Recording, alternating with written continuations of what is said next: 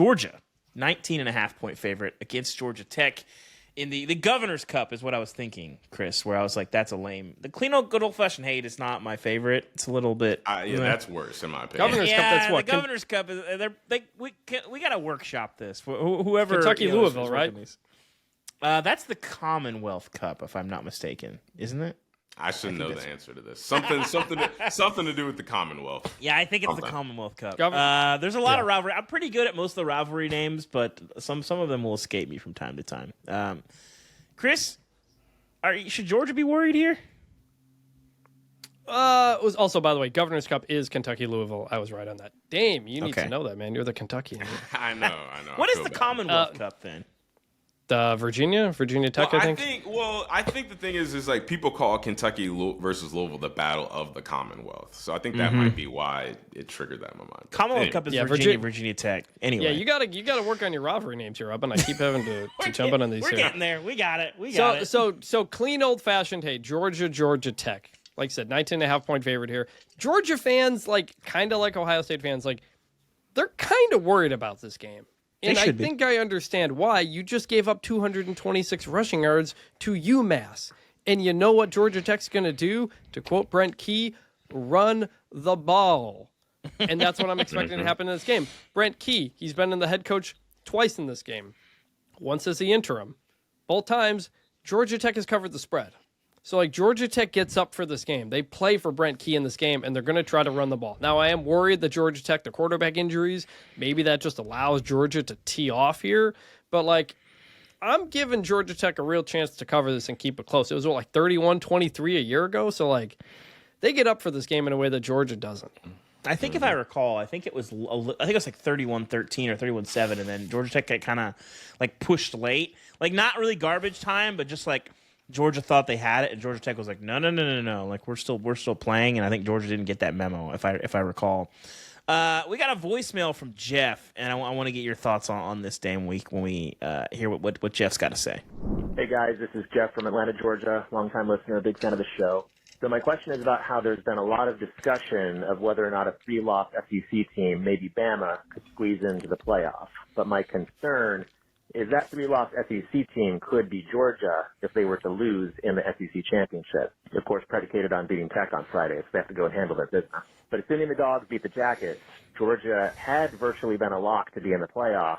Now playing in the SEC championship, they have a whole new level of risk if they catch a third loss. So my question, do you think the committee is going to punish a 3-loss loser of the SEC championship for playing that extra game? Thanks, guys. Looking forward to hearing your thoughts. What do you make of this, Dave? Do you think, one, the committee will punish them? Two, should they?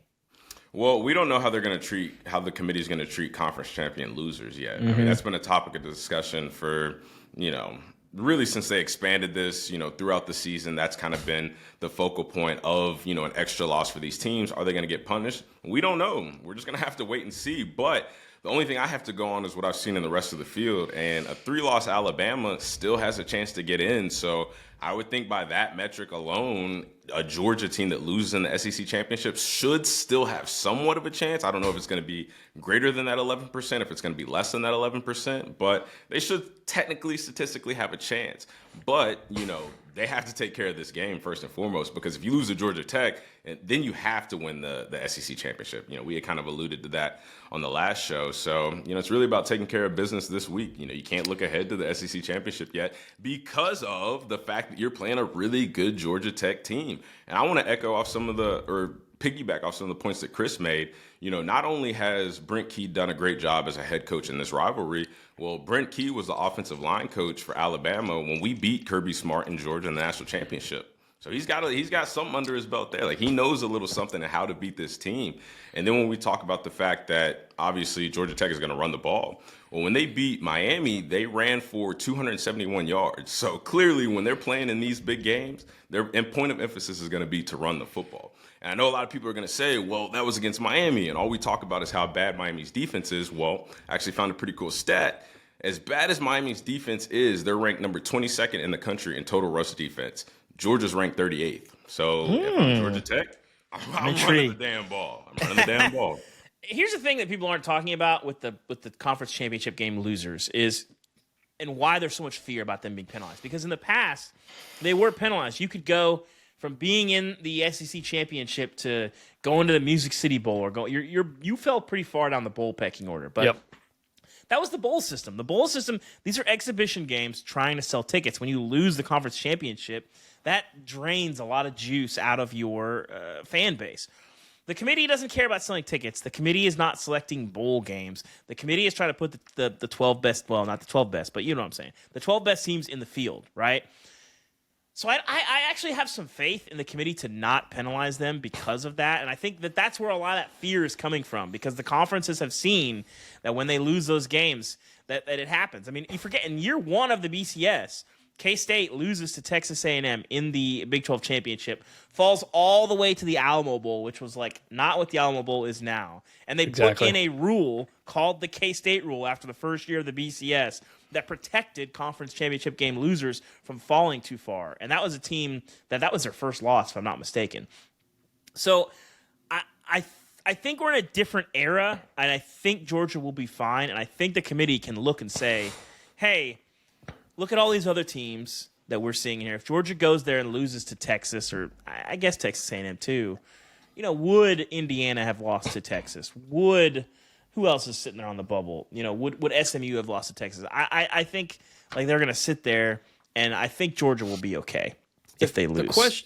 The question becomes, who does Georgia lose to? Do they lose to Texas, who's in? Then we're fine. Do they lose to Texas A&M, who may not be in otherwise? Then what do we do? Because it's complicated. The same thing should apply to the ACC. If you have SMU and Miami both in, one of them loses. Like, we'll get to some of the other ACC stuff, but Clemson should not jump one of those teams, first of all. But I would agree. Do you pull an ACC team out because Texas A&M has to get in? I don't know. It's unprecedented. We don't know what's going to happen. There is no rule from the committee of criteria of what to do with conference championship game losers. Individual members can do whatever they feel is best. So it really is, we don't know. I like Georgia Tech to cover here. I think they'll have a shot to win. Georgia, 21-3 this century against Georgia Tech. They haven't won Atlanta since 1999.